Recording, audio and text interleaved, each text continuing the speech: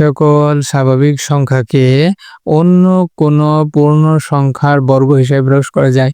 যেমন এখানে ১ কে অন্য কোনো একটি পূর্ণ সংখ্যা যেমন ১ এর বর্গ হিসেবে প্রকাশ করা যায়। ১ এর বর্গ হচ্ছে 1 স্কয়ার। তাহলে যে সকল স্বাভাবিক সংখ্যাকে, যেমন এগুলো হচ্ছে স্বাভাবিক সংখ্যা ১, ৪, ১, ৪, ৯, ১৬ এগুলো ইত্যাদি হচ্ছে স্বাভাবিক সংখ্যা।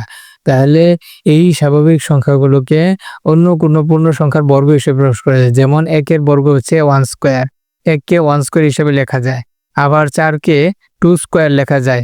এই যে 2 এর বর্গ হিসেবে লেখা যাচ্ছে।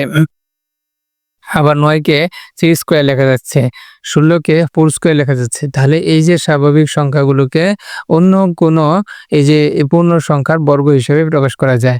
যেমন ১, ২, ৩, ৪ এর বর্গ সংখ্যা হচ্ছে ১, ৪, ৯, ১৬।